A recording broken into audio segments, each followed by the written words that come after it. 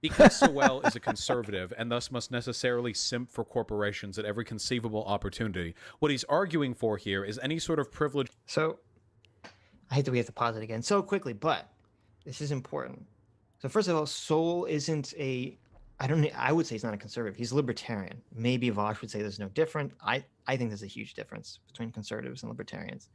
Um, he doesn't know anything about Sowell whatsoever. He doesn't know about his background. No, this is the first he's ever encountered him. That's why he's destroying him on sight. Yeah, right. So he's categorizing Sowell, who Sowell and I don't even agree with on a lot of issues, but you got to give the guy like a fair shake, okay? Sowell is a guy who, first of all, he grew up in a very poor neighborhood. He talks about how when he was young, he didn't even know what blonde hair looked like because he interacted, he was in such an area that was of segregation in the 50s that he didn't even like interact with white people as a child. So this is a guy who grew up in a very segregated area, a very poor area. Harlem, New York. Yeah. Well, he grew up in a poor area in North Carolina, and then they moved to Harlem. And he talks about how when he was 16, his first job was, I think it was like a message delivery person.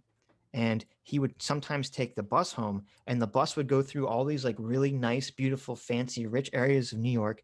And then it would suddenly turn into like his neighborhood, and it'd be like shit. And so he was like hit with this inequality every day as a child, or as a young adult. And he talks about how this is why, and another thing that Vaush doesn't know, Thomas Sowell used to be a communist.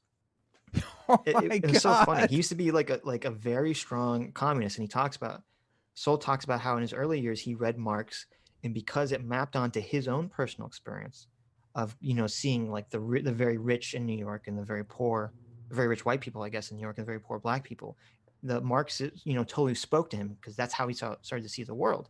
And also, and this is what kind of pissed me off, Sowell, he comes from a very poor upbringing. He starts to become communist. He serves as a Marine in the Korean War, okay? And then after that, he goes to Howard, which I believe was a mostly black college, but he does so well in it, he's able to transfer to Harvard, okay? So this is a smart guy, and he graduates from Harvard as magna cum laude. So this is a very intelligent person.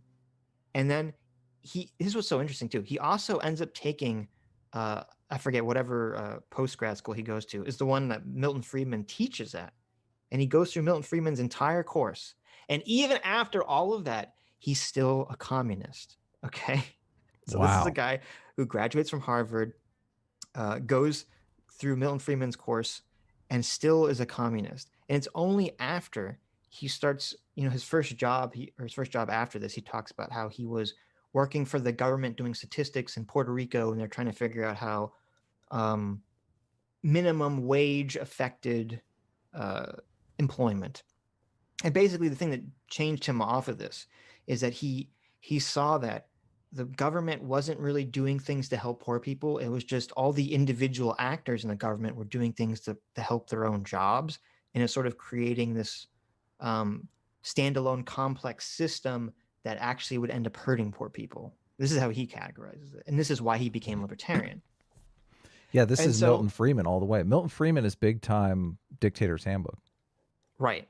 And so even though I disagree with Sowell, you have to acknowledge that he's an incredibly smart person. And even though I think he's completely ideologically driven, I think he's possessed by his libertarian ideology and it blinds him. I don't think it's not a grift. He's not lying about it. This is what he really believes. And for Vaush to kind of take the person that is Thomas Sowell and just crumple him up into a ball and throw him in the trash and say he's a conservative grifter and he wants to help the corporation. I just find it really gross and really offensive that a privileged white boy would take the accomplishments of this proud black man and just throw them in the trash based on this ideological disagreement without knowing anything about his history. Yeah, it's totally disgusting. Is all this in that one video that you watched? All this backstory on Thomas? No. This backstory I had seen earlier. I think it's Sowell, man. I think it's Thomas Sowell. I've been saying Thomas Sowell forever. He's saying so well. He's saying oh well, so well. It's So Sowell. if you look up Thomas Sowell on Wikipedia, it said the little pronunciation guide says Sowell. So Oh, really? Okay. Maybe I've been saying it I'm wrong just this whole time. adhering to what they said. Okay, I'll go with Wikipedia. Right. No, there's a video I saw a long time ago that was very interesting. That was like, because Thomas Sowell does all these videos for the Libertarian Hoover Institute, and one of them was he's talking about his bibliography, and he just explains, or his background and his biography. And so this is him. He's just talking about his past, and I listened to this. I'm like, oh, it's very interesting. This is how he became the person he is. So this is why I don't like to immediately give bad faith to people, because you don't really understand where a lot of times they're coming from. And I just think it's really gross for Vaush to just not look into this guy whatsoever and just say, oh, he's conservative, he's a neocon, he's just protecting corporations, fuck this guy.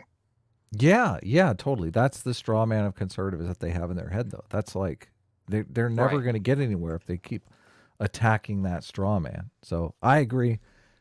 Totally disgusting. I've read a bunch of his books, and like I mean, I'm with you. I disagree in a lot of different areas because they tend to overlook problems that exist that you can't look away. Some of these problems need to be dealt with. And I understand what he's saying. And like I said, when I was watching all the Milton Friedman videos, Milton Friedman, I think it was before Dictator's Handbook, but everything he talks about is totally in line with the theory of the Dictator's Handbook, that selectorate theory, that people are just, following their own self-interest. Some have political interests, some have economic interests, obviously. And it does. It's great you call it like the standalone complex thing, because it is like the ghost in the machine. Nobody's doing it purposefully, but people following their own self-interest end up creating bad outcomes that need to be addressed. You have to, but you have to change the incentives. You can't just go in there and say, your board needs to be your board needs to mirror the population. You're not going to get good outcomes that way. Right. You have to adjust the incentives, because obviously there are people out there. You don't necessarily know why the board is constructed the way it is. The example that I've talked about before on here, and Jonathan Haidt talks about in Coddling of the American Mind, is like the rowing teams in certain universities. Like, guys like to row, girls don't like to row. But if you have to have like a 50-50 makeup in sports, like, you're just throwing money at the women to get them interested in sports, and the guys are like going door to door, selling candy bars to make it work. So it's completely unfair. Right.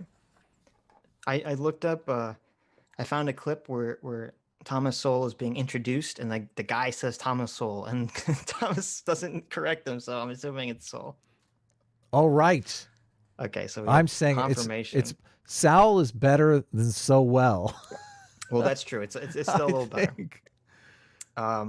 Caleb Black for $3 brings up a really good point. He says, the point that Sowell makes that Vaush misses right at the top is that policies which attempt to create greater equality of outcome may or may not produce greater equality of outcome, but they will definitely decrease liberty. And so I don't know if I even agree with that, but that is how can you Sowell's not agree point. with that, though? How